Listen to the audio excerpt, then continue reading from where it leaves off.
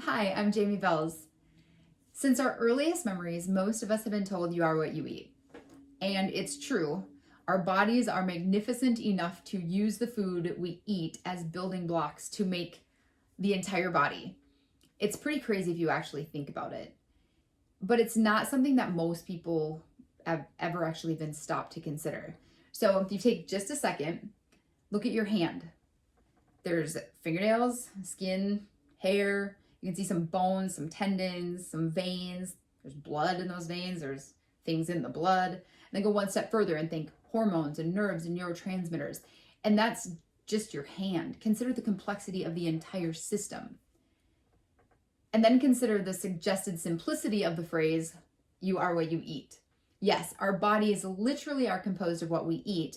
But when you seriously think about the fact that everything was once burgers and broccoli and other things, hopefully, you suddenly realize that there's a whole lot more that happens in between. If people did stop to consider that, they'd probably pay closer attention to what's on their plate. Unfortunately, as I mentioned before, not many people really think about it. And I know this because our per capita pizza consumption is measured by the acre, and Prilosec sales are expected to surpass $4.1 billion by 2026. The fast food industry is projected to hit 600 billion. So it's a big mess, but it doesn't have to be. We need two things. I'm going to oversimplify these. We need to be eating the right foods, and our bodies need to be healthy enough to properly utilize what we're eating. Consider this. You could be eating the world's healthiest diet, all the buzzwords, locally grown, organic, free range, and on and on. So the world's healthiest nutrient-dense foods, all properly prepared, perfect for your body's unique needs. But if your body is not able to digest it, then these healthful foods could actually be causing more harm than they're doing good. So it's about what we eat, but also what we digest and absorb. I was given an analogy one time that our digestive tract should be viewed as outside of our body. It's just a tube from one end to the other, and food never really leaves. If food never really leaves that tract, then it was never really in your body. Of course, that's way oversimplified. There's no true science behind that, but it kind of paints the picture that it has to be broken down enough to be absorbed and assimilated. So we're going to put aside all the things that can go terribly wrong with diets and digestion, and we're going to talk about digestion in a perfect world where our amazing bodies are doing exactly what they're designed to do. Digestion is a north to south process. The mechanical portion begins in your mouth, but the true northernmost starting point is your brain. Think about when you smell the delicious food your family is preparing for Thanksgiving, or you walk by a restaurant. What happens? Your mouth starts watering, right? That's a sign that your body is preparing itself for food. Glands are pumping out saliva. You can feel it sometimes. You'll kind of get that squeeze or pinch, and your mouth starts watering. Well, that saliva consists of 2% active components.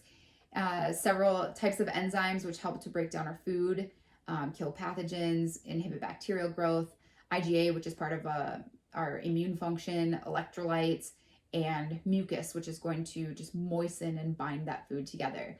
So ideally, we smell and anticipate food. Many people pray or express thankfulness for their food before they eat. Take a deep breath, and our bodies switch into parasympathetic mode. Saliva is excreted. Simultaneously, our stomachs are preparing for food as well. The pH is dropping. Our stomach is pumping out its own variety of digestive juices. We calmly take a bite, right? Chew, chew, chew, ideally until the food becomes liquid.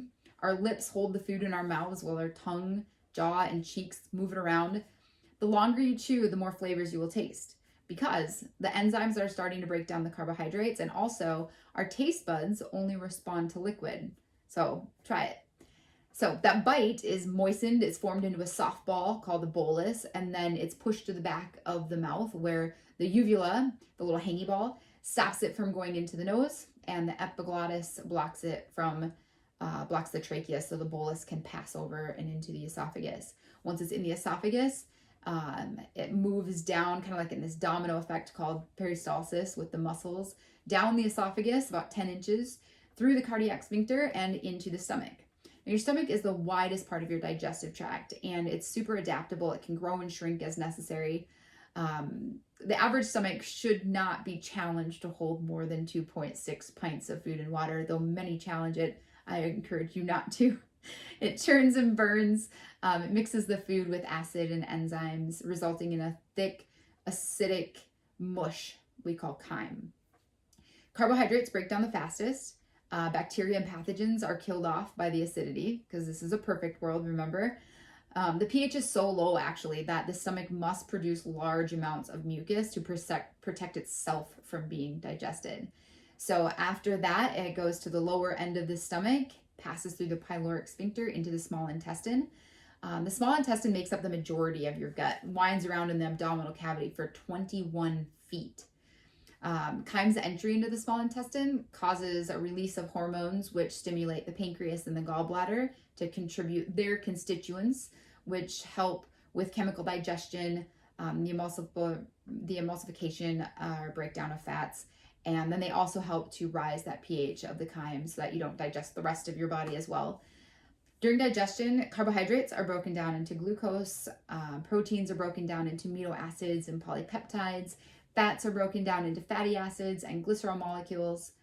The small intestine is lined with tiny finger-like protrusions called villi, and then each of those is actually lined with microvilli, creating this incredible surface area about the size of a basketball court where nutrients pass through into the bloodstream, and then from there they're carried throughout the entire body. So after passing through the small intestine, the remaining unabsorbed portion continues on into the colon or the large intestine through the ileocecal valve, which is kind of right here between your umbilicus and your hip bone. So travels up this side just under your ribs and then travels back down the left side. That's where water's reabsorbed, some vitamins are produced, and the remaining waste, which is mostly indigestible fibers, which have kind of helped to move things along from the very beginning, and have fed some healthy bacteria along the way. Those are eventually excreted through the anus. And that's the entire process, but it's only just the start of the science behind the phrase, "we are what we eat."